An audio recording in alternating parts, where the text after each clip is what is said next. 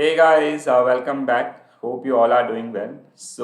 In this video, we will discuss Indian banking system.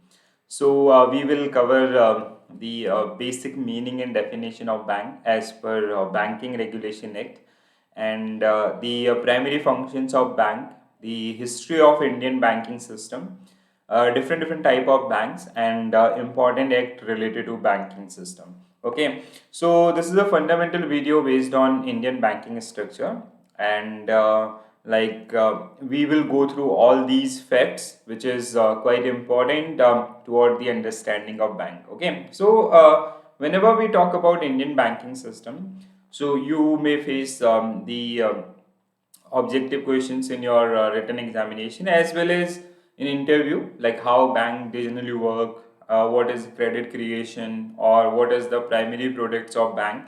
So you'll get all answers after watching this particular video. Okay, the only request is please do like and share this video with your friends so other can also watch, and if you are new, please do subscribe. So first question is what is bank? So bank, as you know, these are financial institutions, okay, and they generally borrow money from the depositors, those who have surplus fund, and they lend that particular money in form of loans. Okay, so we have different type of loans, so the primary function of bank is basically borrowing for the purpose of lending. Okay, and they borrow money at a lower rate of interest and they lend the same amount at a higher rate of interest. Okay, so this borrowing for the purpose of lending, or the difference between interest rate of borrowing and lending, that is the profit of bank, and even the amount which generally borrowed from the customers, which is lended to the other customers, so that is also known as the credit creation in the market. Okay,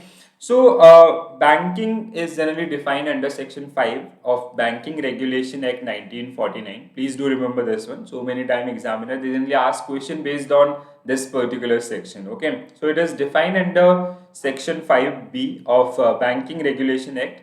So banking means accepting for the purpose of lending. So there is two things. One is borrowing or accepting of deposit in the form of CASA and RAFA, so current account, saving account, fixed deposit, recurring deposit, and lending in the form of loans. Okay, so basically we can say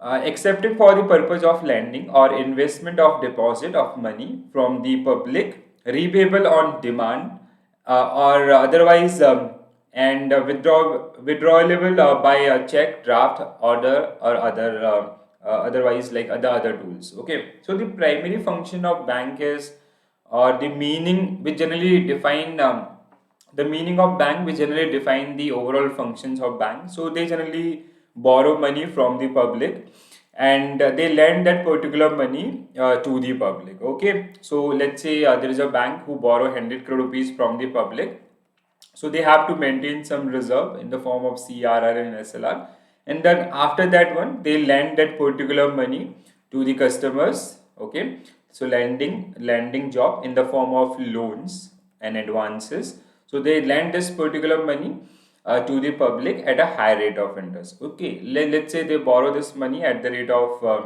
on an average 5%. They landed this one on an average 8%. So the difference of 3% is the profit of that particular bank. Okay, so bank is a lawful organization. It is a law bounding organization because it is the working of bank is generally defined under RBI 1934, and the registration of bank that generally comes under Banking Regulation Act 1949. Okay, so I hope you guys heard about the scheduled bank or non-scheduled bank. So scheduled banks, those who generally follow or fulfill the guidelines of second schedule of RBI Act 1934. Okay, so it is a lawful organization because there are some laws. They generally act as per the laws. So like RBI Act 1934, Banking Regulation Act 1949, or even other one as well. Okay, so and they are registered under Companies Act 2013. So that accept deposit, they accept deposit in the form of CASA and RAFA, saving account, current account, fixed deposit, recurring deposit, and allow withdrawal on demand. Okay, it provide loans The second part is lending. So they provide loans like retail loan, wholesale loan, corporate loans, okay, to the individuals and business entities. So the difference between these two, let's say there is a bank who borrow money on an average of 5% and they landed this particular amount on an average of, let's say, 8%. Okay, so the difference between these two is 3%, which is the profit of this particular bank. And bank, they generally, let's say if you have surplus money, so you can deposit that particular amount with the bank, and then bank, they do credit creation in the market. They generally lend that particular amount in the market, so that is generally part of credit creation of banks. Okay, so basically we can say bank that generally deals between two things. First one is borrowing. So borrowing for the purpose of lending. So this is the primary function of bank. Okay. So borrowing for the for the purpose of lending. This is the meaning of bank as per section 5 of 5B of RBI Act 1934. So they generally borrow money in the form of CASA and RAFA. So current account, saving account, and fixed deposit and recurring deposit. Okay. So RAFA stand for recurring deposit account and fixed deposit account. Okay. So they generally borrow money in the form of CASA and RAFA, and they lend this particular money in the form of loans. Okay. So they generally give loan to customers, to individual, to business houses, or to government and all. And this activity is also known as a credit creation done by banks, because let's say if they borrow 100 crore rupees, then out of this they have to maintain CRR and SLR. So remaining amount they generally lend to the customers, and they are creating they generally giving loan. So that means they are creating some credit in the credit flow in the market as well. Okay, so loans, we have different type of loan, like loan to individual, like retail loan, that is known as car loan, home loan, education loan. So corporate houses or a wholesale loan, so that is generally part of lending side. So in this video we will discuss these particular thing in detail. So now if you talk about the role of bank, so they generally work as an intermediary between borrowers and lenders. Okay, so lenders, who is the lender for the bank? So this is a liability product. Okay, so lenders, these are basically lenders to the bank. So those who generally lending their money with bank. Okay, so this is the liability product of bank, because this money belongs to someone else. Okay, and loans, where bank, these are generally borrowers who generally borrow money from the bank. So these are asset products. So bank, they generally generate income from these particular asset. Okay, so bank that generally working as a intermediary between borrower and lender. So lender, deposit fund with bank. So liability product, liability for the bank. And borrowers, those who borrow money from banks, these are like in the form of loans. So these are generally known as asset products. So these are the assets for bank. Okay, assets is basically from these particular lending. Okay, if bank is giving loan to any customer, let's say you borrow education loan from bank. So you have to pay certain rate of interest to the bank. So from that particular asset, bank is generating some income. So that's why that is generally known as asset product of bank. Okay, hope this is clear. Now if you see the broader classification of asset and liability. So assets for bank, these are loan given by banks, loan and advances given by bank. So it can be like any loan, like home loan, car loan, education, personal, business, or cash credit or overdraft, which is generally part of the advances, or discounting of bills. So these are the part of your asset side. Okay, and liabilities, if you see the bank balance sheet. Okay, so deposits which are done by customers with banks. So these are the liability product. Okay, so we have two type of liability. One is demand liability, CASA deposit. They generally known as demand deposit, because they can be demanded by customer anytime. Okay, that's why they generally known as demand deposit. So current account and saving account, CASA. So these are generally part of demand deposit. And time and term deposit. So these are RAFA deposit, recurring deposit account, and fixed deposit account, because they like customer, they generally deposit these they generally open these particular accounts with bank for a fixed time duration. Okay, let's say you did a FD with bank, fixed deposit with bank, with 5 lakh rupees at the rate of 7% per annum. Okay, and it was for 10 years. So this amount is bank will hold that particular money for 10 years. So here we have this one. In case of saving account and current account, these are CASA deposit. So customer can demand this particular money anytime. Let's say in your account, in your saving account, you have 10 lakh rupees. So whenever you require that particular money, you will request for the withdrawal. Okay, and bank have to maintain that particular fund. Okay, so these can be demanded anytime by the customer, and this is for a fixed time duration. Okay, so please do remember this one: demand deposit and term deposit as well. Okay, we will discuss these particular thing in detail as well. So as of now, please do remember this thing. So basically, bank that generally work as an intermediary. That meaning of bank is borrowing for the purpose of lending. They generally borrow money from the customer and they lend that particular amount to the customers. Okay, so in between of this borrowing and lending, they have a margin. So that margin is basically profit. Okay, and bank, they generally borrow money from customer, so they lend that amount to the customer. So that is also known as credit creation after the deposit of reserve ratios. Okay, CRR and SLR. Okay, so hope you get this particular thing clearly. Now let's move to the basic historical background of Indian banking system. So this is a basic video about Indian banking structure. So you need a clarity about banking system, so you can easily understand the remaining concepts as well. Okay, so what is CASA deposit, what is current account, what is saving account. So I already discussed these particular one in our previous videos. Even in this video as well, I'll give you an idea. Okay, when we'll come to the functions of bank, let's talk about the historical background. So sometime I hope you guys read about the first bank in India, or the first bank which was managed by Indians with limited liability, or the bank which is managed by Indians with full liability, or first commercial bank in India. Okay, so we have different histories. So you can further classify this particular history among three parts. One is pre-independence, okay, till 1947. Second phase is that is also known as nationalization phase, 1947 to 1990. Then post 1990, that is called modern era. Okay, after this new economic reforms or LPG policy, liberalization or privatization and globalization model. So that after 1990, there is a drastic change in Indian banking system as well. So that is,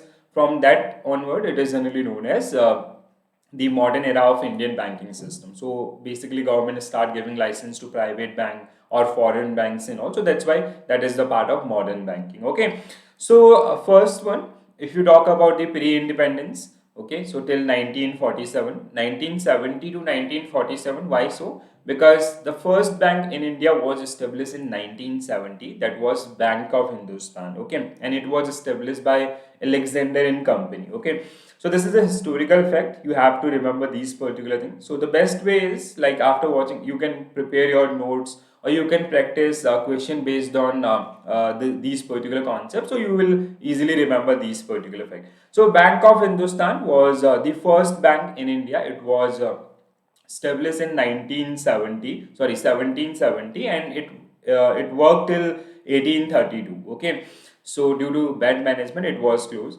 It was established by Alexander and Company. Okay, so it was established in Calcutta that time, the then Calcutta, now it is known as Kolkata. So this bank failed to work and ceased operation in 1932. So first bank in India was Bank of Hindustan, which was established in 1770. Then after this, after Bank of Hindustan, so General Bank of India was established in 1786. It worked till 1791. And Awadh Commercial Bank, it was established in 1881 and it worked till 1958. Okay, Awadh Commercial Bank, there is a condition for Awadh Commercial Bank. So please do remember this particular note. Okay, so it was the first commercial bank in India to have limited liability and entirely Indian board of directors. So this was the first bank which was opened by Indians with limited liability. Now there is a difference between limited liability and full liability. Like Punjab National Bank was the first bank which is managed and owned by Indians with full liability, and Awadh Commercial Bank was the first bank which is managed and owned by Indians with limited liability. Now, what is the difference between limited liability and full liability? So, in case of Awadh Commercial Bank, this was run by Indians, but the credit guarantee is generally issued by East India Company, or you can say Britishers. Because if you see that time in 1881, so Britishers was ruling us, and investors or depositors, they have more faith on Britishers as compared to Indians. Okay, so this was the first bank which is entirely managed by Indians. Okay, but the credit guarantee is generally taken by East India Company. So that's why this basic difference. Okay, so after this, like in 18 1894, Punjab National Bank was established in Lahore. It was initiated by or established by Lala Lajpat Rai. Okay, it was the first bank which is managed and owned by Indians with full liability. Okay, and the other bank also. So now we have Presidency Bank. Three Presidency Bank in India. First one is Bank of Bengal. So Presidency Bank, like if you study Indian demographic in 1800, okay, so 1809 to 9 till 1900. So India was basically Britishers. They generally divide India among three parts. Okay, so first they in different areas to cater banking services, they created some banks. So these are generally known as Presidency Bank. So first one was Bank of Bengal. It was established in 1809. Okay, 1809. Second one was Bank of Bombay, 1840, and third one was Bank of Madras in 1843. So these three were the Presidency Bank, which are generally catering the banking services throughout the India at that time. Okay.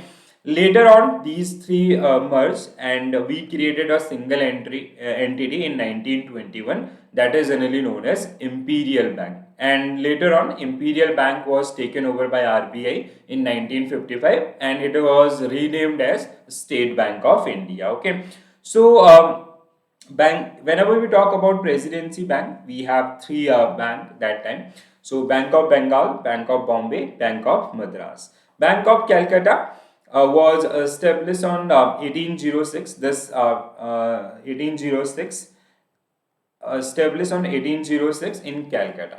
Okay, so which were later on it was we can say it was merged with the Bank of Bengal. So we only have these three numbers. Okay, so 3 years later the name that was changed to Bank of Bengal on 2nd of January 1809. Okay, so previously it was known as Bank of Calcutta. Then it was renamed as Bank of Bengal. So Bank of Bengal was established in 1809. Previously, it was known as Bank of Calcutta, and later on, it was defined as the Presidency Bank in India. So this is the history of Presidency Bank. Later on, we merged all these three Presidency Bank, and we created Imperial Bank. Okay, so the Imperial Bank of India came into existence on 27th of January 1921.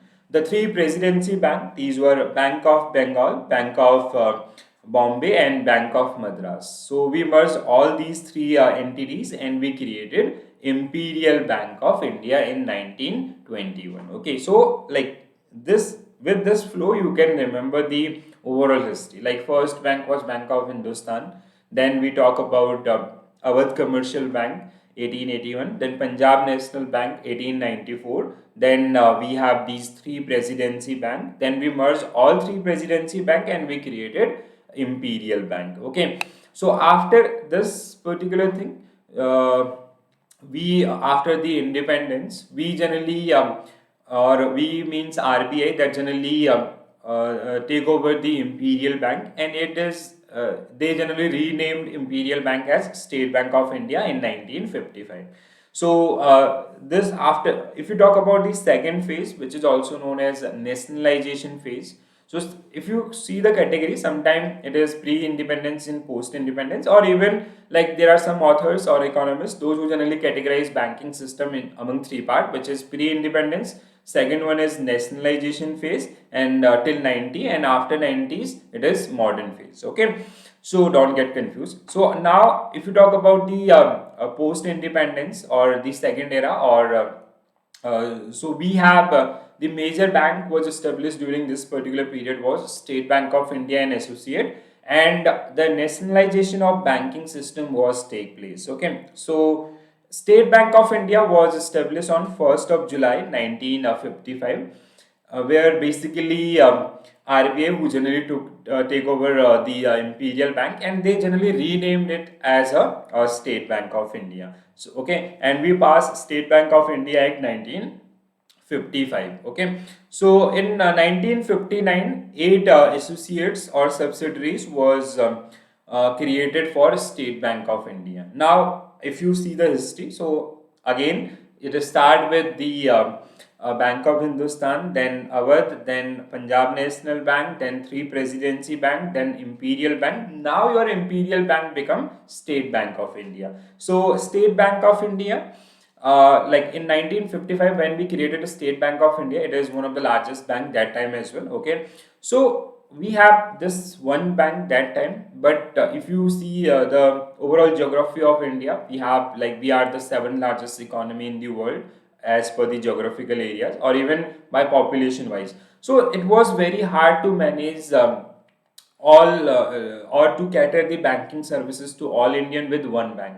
So that's why in 1959 the State Bank of India Subsidiary Act was passed by Government of India. Okay, so we created eight different subsidiaries as per the requirement of Indian economy. Like previously we have this one bank, State Bank of India, so which were generally providing services to all Indians. Okay, banking services to all Indians. Now, like you can imagine that particular situation, it was very hard. That time we do not have technology and all, so it was very hard to provide or to cater banking services to all Indians. So now we passed this State Bank of India subsidiary at 1959, and we created subsidiaries in different locations. Okay, like in Punjab, State Bank of Patiala; for Madhya Pradesh, State Bank of Indore; for Rajasthan, Bikaner and Jaipur. So Travancore. So we have different. We created these particular different associates. Okay, so these were the associates of State Bank of India. So Bikaner, Jaipur, Saurashtra, Indore, Hyderabad, Patiala, Mysore, and Travancore. So if you'll see the Indian map or geographical map of India, so you'll find key with the help of these particular associate or subsidiaries, we are trying to create financial inclusion in Indian economy, or we are basically trying to cater the banking services to all Indians with the help of these particular associate. Okay, then later on we start merging these particular associates as the technology start growing, or we have more banks in the economy, so we start merging all these associate and subsidiaries with State Bank of India. Okay, so in 1959 State Bank of Hyderabad become the first subsidiary of State Bank of India, and these were the eight subsidiaries that time. Okay, so the merger of Associate Bank of State Bank of India start from here. So in 1963, State Bank of Bikaner and Jaipur. So previously we have these two banks in Rajasthan only. So now we merge State Bank of Bikaner and Jaipur. Previously we have State Bank of Bikaner, State Bank of Jaipur. So now we merge these two entities and we created SBBJ, which is known as State Bank of Bikaner and Jaipur. Okay, so first merger happened here. Then State Bank of Saurashtra, that generally merged with State Bank of India in 2008. In 2010, State Bank of Indore merged with State Bank of India. So now we have only that time till 2017, we have these five subsidiaries of or five associate of State Bank of India. So in 2017, Government of India, they generally merge all associate of State Bank of India in State Bank of India. Okay, so like Hyderabad, Patiala, Mysore, Travancore, Bikaner and Jaipur, so these all are generally merged with State Bank of India. So now we do not have any associate for State Bank of India. So now basically government, like today if you study the technology in Indian banking system, so that become very advanced. So now we can manage the banking services, or we can cater the banking services to all Indian with the help of one bank, or like we have a CBS system, core banking solutions. We have this online banking, digital banking, so it is very easy to maintain, to manage the overall crowd. Okay, so later on, we generally in 2017 we merged all the seven associate of State Bank of India with SBI. Okay, so this was the history of the merger of State Bank of India, or the other one as well. Now, nationalization. So during the second phase, the nationalization that generally take place, and that's why this particular time is generally known as nationalization phase as well, because government of India, like if you study Indian economy during 1960s or 70s, so that time the services was limited to a few areas, okay, to metro cities and all. So government, with the objective of financial inclusion, the then Indira Gandhi government, they generally take a step, or that step was overnight. So they generally list out the top 14 banks in India and they nationalize them. So nationalization means they change the ownership from private to public. So previously these 14 banks were generally managed by private entities. So now the ownership transferred to the government of India. And like the difference between private and public is, private entities, they are generally revenue oriented, they are generally business oriented, so they are generally catering their services in metro cities only. Okay, so now after this ownership change, so basically government of India, now these banks belong to government of India, so government of India belongs to the general public, so they start opening their branches in rural areas or other remote areas as well. Okay, so that's why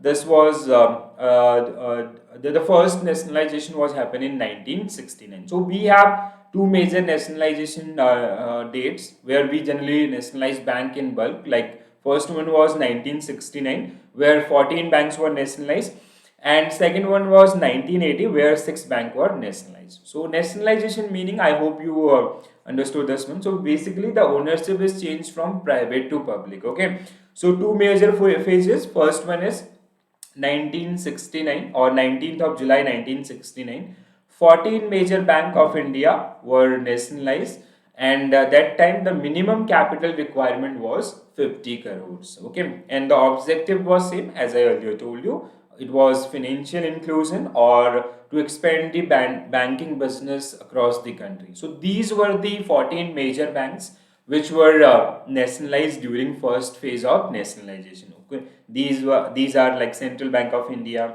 Bank of India, Punjab National Bank, Bank of Baroda, United Commercial Bank, Canara Bank, Dena Bank, United Bank, Syndicate Bank, Allahabad Bank, Indian Bank, Union Bank of India, Bank of Maharashtra, and Indian Overseas Bank. So you do not need to remember the list of these particular banks. This is just for an idea. Okay, so you just go through these particular one. You do not need to remember which bank is nationalized in first phase or second phase. Okay, so this is just for an idea. Okay, second phase was happened in 1980, so or as on 15th of April 1980. Now this time, if you study the politics in India or the political background of Indian economy, so Congress government the first time lose election in 1978. Okay, after the emergency situation, and the Janata Dal government, they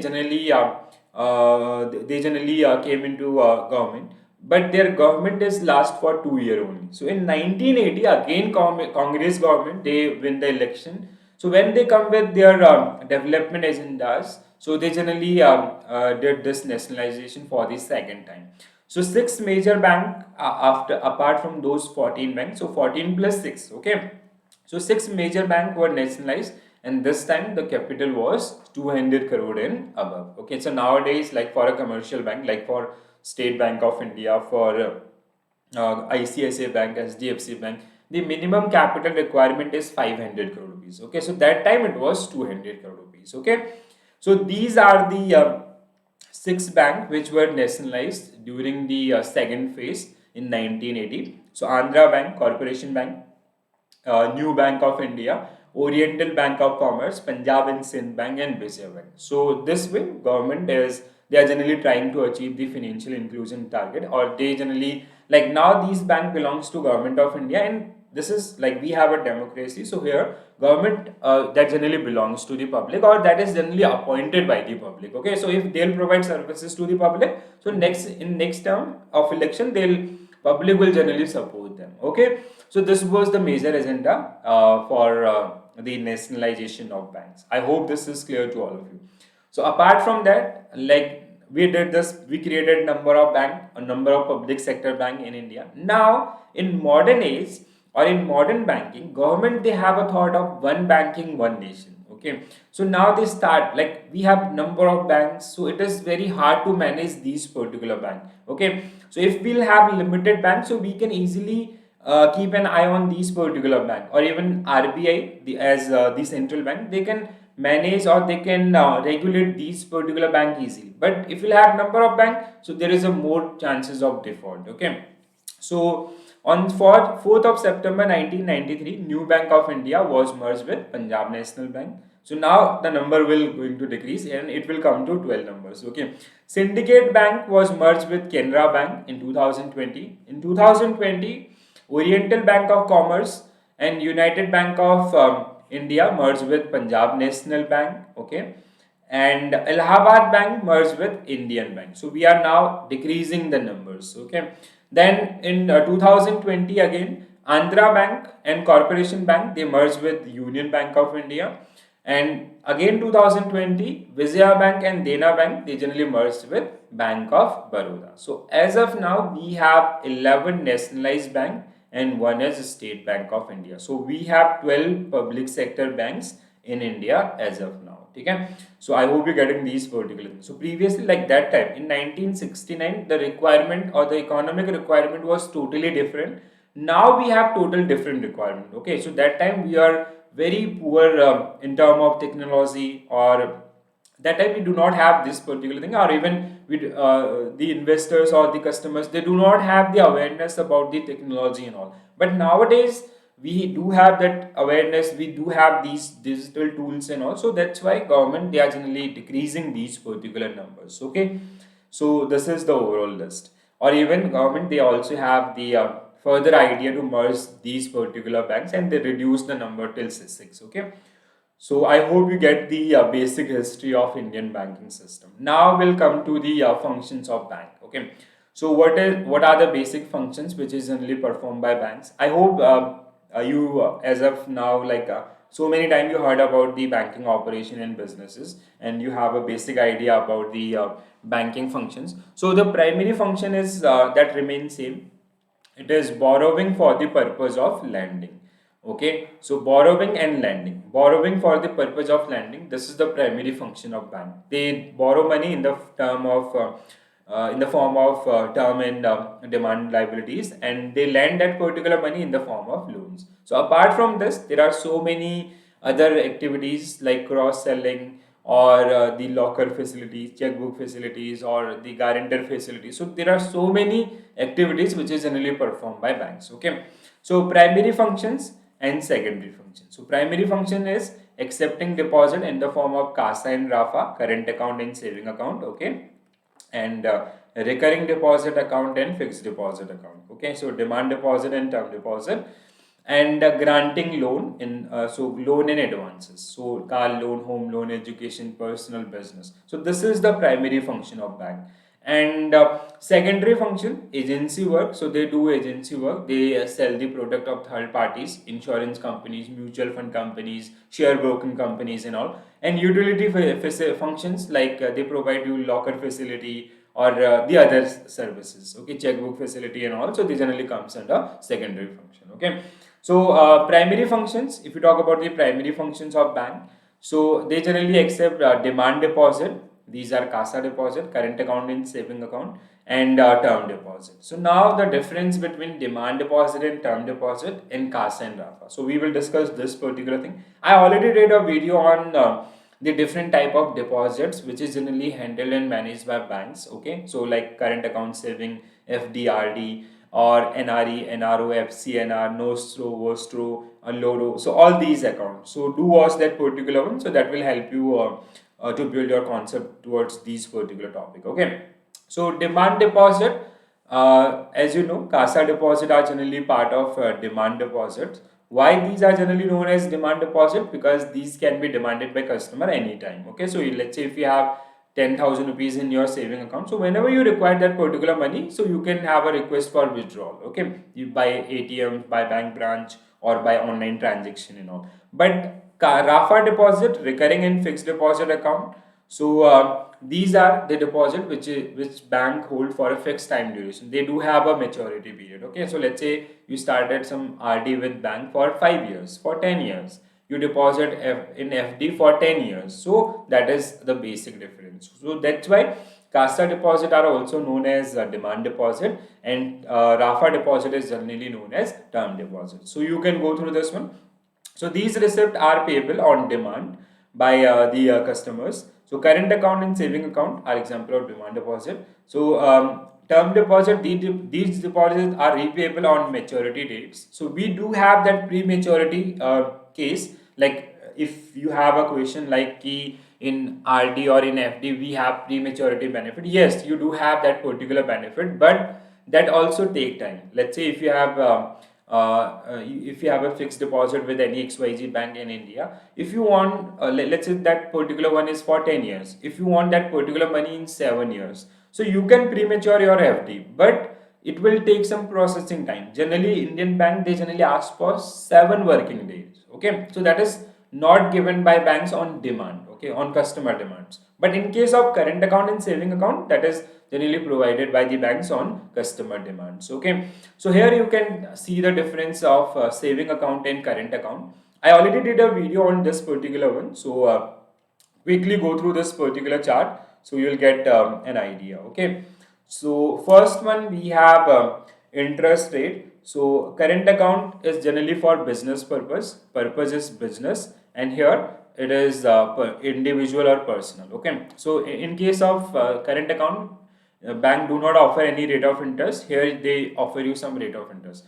Suitability, it is for business person, it is for income, like it is for individual, or it is a part of retail product. Okay, restrictions, there is no restrictions of number of transactions because bank is not offering you any rate of interest, so there is no restrictions on the transactions type, like you can do number of transactions in a day. Okay, so because that is a requirement of, these are generally mean to requirement of bank business. Okay, so to fulfill the requirement of business. Okay, here these are for individuals, so we do have some restrictions, like in your bank, let's say if you have saving account with any bank, so they generally imply some restrictions on you, like you can withdraw 4 times in a month from ATMs. After that it will be chargeable, or the deposit and other things. Okay, facility, current account holder enjoy overdraft facility. So there is a benefit of overdraft in current account, but in case of saving account, there is no overdraft facilities provided. In case of BSBDA, or now it is generally known as Pradhan Mantri Jan Dhan Yojana. So don't get confused with this particular one. So in Pradhan Mantri Jan Dhan Yojana, you will get an overdraft facility of 10,000 if your account is operational from last 6 months. Okay, but it is a government sponsor scheme, it is not your saving account. In basically in saving account, there is no overdraft facilities provided by banks. So do remember this. If examiner asks you, is there any overdraft facility on saving account, so your answer will be no. Okay, and in case of current account, it is yes. Operation by check, so both you can like in case of current account as well as saving account, you can use checkbooks for payments and all.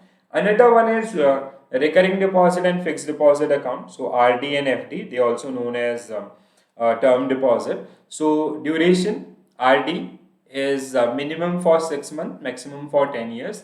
FD is minimum for 7 days, maximum for 10 years. Okay, So if you talk about the amount, so it is minimum 1200 rupees, 100 rupees per month it can be, okay.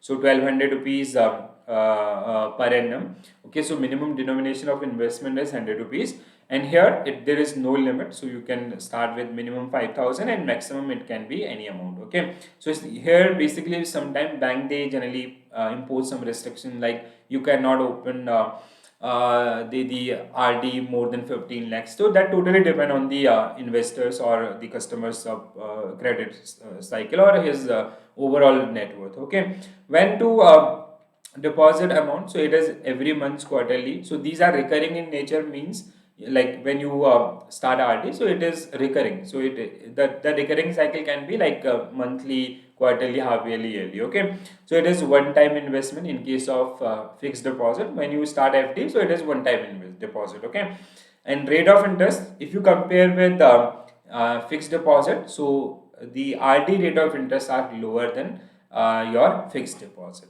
Okay, so these are the CASA and RAFA deposit, or demand deposit and fixed deposit, okay, or term deposit. Now, the other part, loans are generally provided by banks. So loans are basically part of credit, or these are the generally assets of bank, okay. So as borrowing, like CASA and RAFA, they are generally liability product for the bank. Loans are the asset product of the bank. So because banks, they generally get interest, they generally earn interest on these particular deposit. So I hope you heard that particular term, non-performing asset. So if any loan or any borrowers who generally borrow money from banks and they won't be able to repay that particular money, so they are generally classified as non-performing asset, because that assets is not gaining anything from the investments, okay. So that's why they generally known as non-performing assets, okay, NPA. So loan is the amount of money that individual or companies borrow from bank or financial institution to manage financially planned or unplanned expenses. Okay. So components of loan is like principal. Let's say you took 10 lakh rupees education loan from bank. So this is your principal. And throughout this loan is generally for 10 years. So this is your 10 years. So 10 years, and during these 10 years the interest was 3 lakh. So this is your interest, okay. So bank, they generally charge some certain rate of interest on these kind of borrowings or loans. So that is, so these are the components, and these are very simple, you understand these particular thing. So loans are categorized among two part. One is secured loan. Secured loans means, let's say you took a home loan. Home loan is generally part of secured loan, okay. So let's say you you take a loan of 50 lakh from any XYZ bank. So against this we have a collateral. Okay, so that collateral or that security is the document of that particular house. Okay, so these are secured loan. If in case of any kind of default, bank will sell this particular house and they'll retain their money. So that is, these are loan. These loan are generally known as secured loan. So in case of secured loan, the rate of interest will be at lower side. Okay, if you see home loan rate of interest as of now, it is around 8% in India. But if you go for the personal loan, it is 13%, 14% and all. So the reason is, here we do have less risk, here we have high risk. So you know the risk and return payoff. Lower the risk, lower the return, higher the risk, higher the return. Okay, so secured loan are those loan where basically the borrowers who generally pledge a collateral with the bank. Okay, pledge, hypothecation, mortgage, these are different type of securities which is generally deposited by borrowers with the bank. Okay, so in case of any default, bank can sell that particular assets or that particular security and they can retain their money. But in case of unsecured loan, there is no collateral or no demand, no security is deposited by the borrowers. Okay, so like we have an example of personal loan. Personal loan, so these are the highly risky loans. Okay, so let's say there is a person, Mr. X, who took a personal loan of 5 lakh rupees from any bank.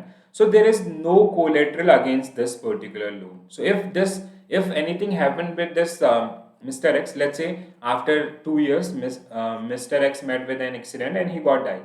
That so the bank will bear the entire 5 lakh rupees loss or whatever the remaining outstanding balance for this particular loan. So bank, they have to bear that particular loss. Okay, so here we have high risk, so the return or the rate of interest will be also at higher side. Okay, so I hope you remember that risk and return payoff. I already taught you in previous videos. Okay, so these two.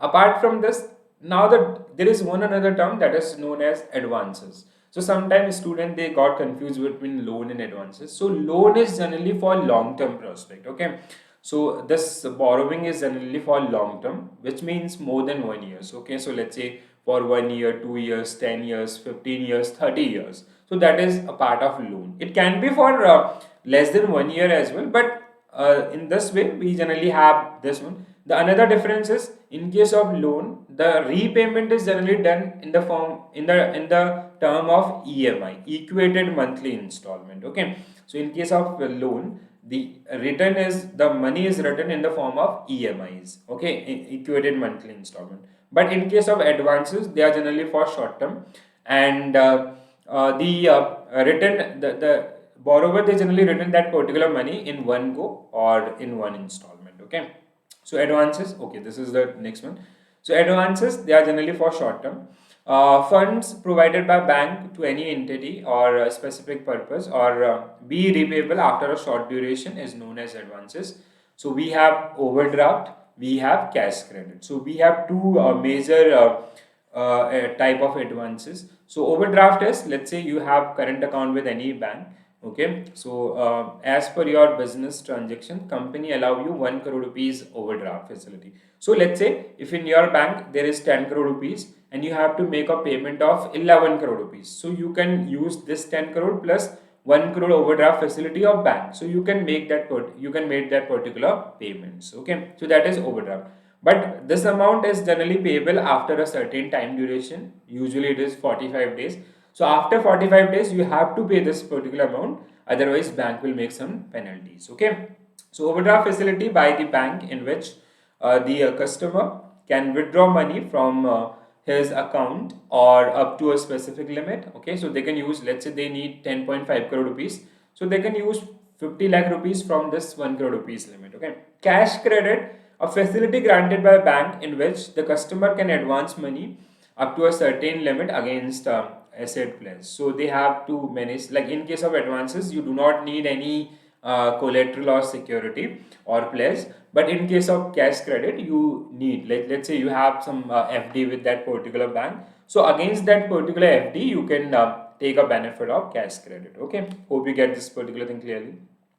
So secondary functions of bank. So these were the primary function of bank. Now secondary functions of banks are like agency work. So transfer of funds. They generally help you in transfer of money from one account to another, like NEFT, RTGS, and all these facilities. Periodic payment of loans and other things, or credit cards. Check collections or other functions like credit card payments and all of these particular one. Okay. Utility functions like locker facility. The bank, they generally provide you locker facility. Social welfare programs are done by banks. Underwriting of shares, like if any company is coming with their IPO, so bank, they also provide the underwriting facility. Underwriting is basically, let's say, as per the SEBI guidelines, if you are coming with an IPO, so there should be a minimum 90% subscription for that particular IPO. Let's say this IPO size is 100 crore rupees, so there should be a minimum 90 crore rupees bidding for this particular IPO. Otherwise, this IPO will got cancelled. So in this particular case, nowadays we have bank. They generally work as an underwriter. So bank, they generally tie up with this particular XYZ company. They said कि if there is any shortfall in this purchase, so they'll buy the remaining one. Let's say in this XYZ company's IPO, they subscribe 85% only. So remaining 5% will be the bank will buy remaining 5%. So that is underwriting or underwriting of shares in case of an IPO. Okay. So other functions which is generally performed by the banks, or like so many functions nowadays. like agent, mutual third party services, cross selling. So these are generally part of your secondary functions as well. Okay, so hope you get these particular thing clearly. Now next thing is types of bank. So if you study Indian banking system, so we have number of banks. Okay, so we have different types of bank. Like first one, the market regulator, that is also known as the central bank. So the central bank is RBI, Reserve Bank of India, so which generally manage or regulate Indian banking system. So if you study types of bank in India, so it is one type. So it is a bank who generally mean to regulate, supervise, or govern Indian banking system. Then we have a commercial bank. So commercial banks. So commercial banks further categorized into two parts, like scheduled and non-scheduled. Scheduled banks, which generally comes under second schedule of RBI Act 1934. Those who generally follow the guidelines under second schedule of RBI, and non-scheduled, those who do not follow that particular one. Okay, we have RRBs, regional rural banks. Commercial banks, further classification is public sector banks, private sector banks, or foreign banks, or even now we have payment banks, small finance banks. So these all generally comes under this one. Okay, we have RRBs, regional rural banks. We have development banks. Okay, development banks. So we have number of type of we have so many types of banks in Indian economy. We will discuss these particular one. So with this particular chart, you will get an idea about the banks in India. So first one is central bank, the central bank basically. So the central bank. So it is RBI who generally manage regulate Indian banking system. We have commercial bank. So commercial bank, scheduled and non-scheduled. Scheduled, those generally comes in the second schedule of RBI Act 1934. So if you study the second schedule of RBI Act 1934, there are certain guidelines like towards the minimum capital requirement, towards the board of members and all. So if any bank who generally fulfill these guidelines, they generally comes in the scheduled banks. Okay, or maximum bank, we have scheduled banks in India. Okay, so further classification is public sector bank, which are generally governed by government of India, or more than 50% ownership belongs to the government of India, public sector banks. Private sector banks, where basically maximum ownership belongs to individual or private entities. Foreign banks are those banks which is generally, if you see these particular banks, their headquarter and registration that is in some other country, they are operating banking business in Indian economy, like HSBC, Citibank and all. Okay, regional rural banks, these are banks which came into existence in 1975 with some specific objective, or their key areas are rural areas. Okay, apart from this, we have cooperative banks, so urban cooperative banks, rural cooperative banks. We have development banks, okay, like NABARD and all. So we have specialized banks, so with generally like Paytm, payment bank, small finance bank. They are also part of commercial bank nowadays. Okay, so basically they generally fulfill the guidelines of. They are even like most of bank. They generally become part of scheduled commercial bank as well. Okay, so regional rural banks. If you study the history of regional rural banks, because like why I directly coming to regional rural banks, because RBI we have a separate unit, so where we'll discuss RBI in detail. Or for these different banks, we already discussed these particular one. Okay, so that's why I'm coming to RRBs, because like if we'll not cover RRB here, it will remaining. Okay, it will left out. Okay, so the regional rural banks was set up on the recommendation of Narsimham Committee 1975 by the legislation of RRBs Act 1976. So they are created with a mandate to provide essential basic banking financial services to rural areas. Or you can say, if you study the PSL guidelines, priority sector norms for RRBs, so they have to lend 75% of their net annual credit to the priority sector. And what comes under priority sector? It comes like agriculture, small scale industries, housing infrastructure, or renewable energy, or weaker section. So they're generally part of this one. So when Narsimham committee they presented their reports. So they generally design these particular bank as per the requirements of rural India. Okay, so agriculture and allied base or the other small scales. Okay, so first RRB in India was Prathama Gramin Bank. So Prathama Gramin Bank was the first RRB in India, and it was established in 1975. It was sponsored by Syndicate Bank. Okay, so it was established in Muradabad district. Whenever you see the overall ownership in any RRB, so we have three owners in RRBs. First one is central government by 50%. So RRBs owned by central government by 50%, and state government, if you see the ownership of state government, it is 15%, and the third one is sponsored bank, it is remaining 35%. So in any RRB, when you will see their ownership, so we have three owner for RRBs. So central government, government of India,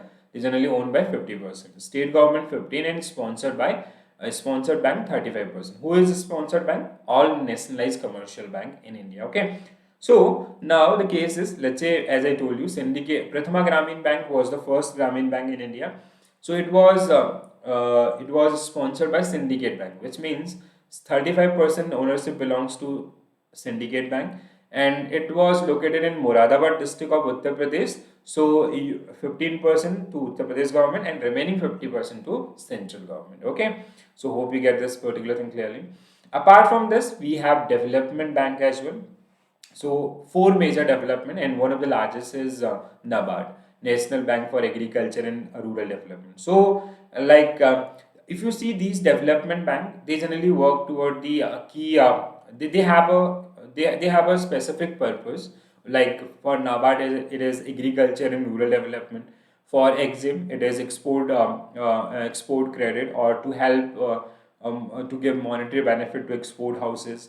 For NHB, National Housing Bank, it is basically the housing or the infrastructure or housing development in India. For SIDB, it is MSME and all. Okay, so we created these four development banks, which is like they have a certain target, or they have a specific areas where they have to lend the money. Okay, so NABARD was established on 12th of July 1982, headquartered based in Mumbai, and the key specific area is agriculture and rural development. SIDB was established in 1990, or on 2nd of April 1990. Headquarter is located in Lucknow, and the key focus area is MSME. So here we have agriculture and rural development. Okay, agriculture plus allied activities plus rural development. Okay, and NHB, National Housing Bank. So the focus area was housing development. It was established in 1988, headquartered based in New Delhi. EXIM, Export Import Banks. So it generally facilitated to export houses. 1982, Mumbai. So if you differentiate the commercial bank and development bank. So development bank, there is three major areas. First, they have a key development area. Like for NABARD, it is agriculture and rural development. For EXIM, it is export import credit. Okay. Second one is they do not accept deposit from the customers. Okay, so like you cannot open your saving account with NABARD or NHB or EXIM, because they generally work as an intermediary. Okay, so the government of India, they generally provide funds to NABARD, and NABARD will circulate that particular money to the farmers with the help of RRBs or other commercial bank. Okay, so agriculture or farmers, they cannot directly connect with NABARD. So we do have some intermediaries between these two entities. Okay, and third one is they deals in lending part only. So they do not borrow money from the public. Okay, so the money is generally provided by government of India or RBI through different schemes or budgetary allocations. So they lend that particular money with the help of intermediaries. Okay, so hope you get this one. Now in latest time duration in 2015, RBI gave license to two new banking businesses in India. So one was small finance bank, and another one was payment bank. So the objective was financial financial inclusion. So the primary objective of payment bank as well as small finance bank was to achieve this financial inclusion, okay, across the country. So that time we have there are a number of finance companies which were generally working toward in different areas or in small cities. So their fate was limited to a specific state or some specific district and all. So now RBI that generally gave them license as a small finance bank. So now they have a trust at the country level. Okay, so small finance bank to help or to promote the small businesses or the agriculture rural areas and all.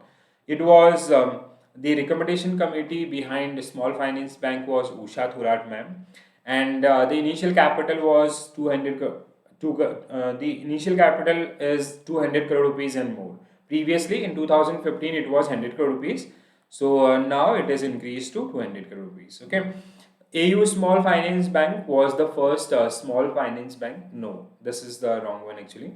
So, Capital Local Area Bank was the first small finance bank in India. Okay, so do remember this one. Capital Small Finance Bank was the first small finance bank in India. So, AU is an example of small finance bank, but the first small finance bank was the Capital Local Area Bank based in Jalandhar, Punjab. Okay, next one, Payment Bank. So again, the license was given in 2015 only, and these were established on the recommendation of Nachiket Moore Committee. Okay, and the objective was to create financial inclusion in Indian economy. Okay, so initial requirement is 100 crore rupees. So this is like if you talk about the payment bank and small finance bank. So I already did a video on payment bank and small finance bank, or the differences or the number of banks and all. So I'll very soon I'll upload that particular video so you can watch for detailed one. Okay, so because we need a specific knowledge toward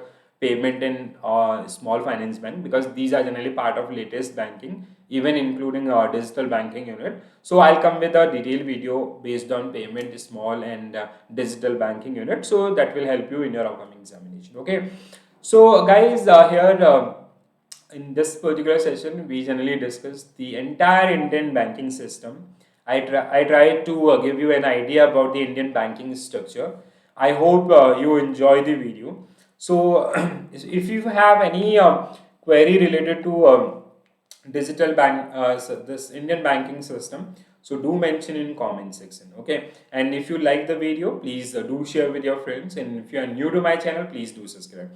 So, go like I already did a video on this MCQ series based on Indian banking structure. So now you can watch that particular MCQ series.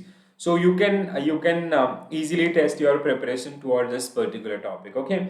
So usually first I deliver the fundamental one and then I come up with this MCQ session. But that time I thought ki like this is a kind of historical fact or some like theoretical portion. So that's why I try to cover through MCQ session. Okay.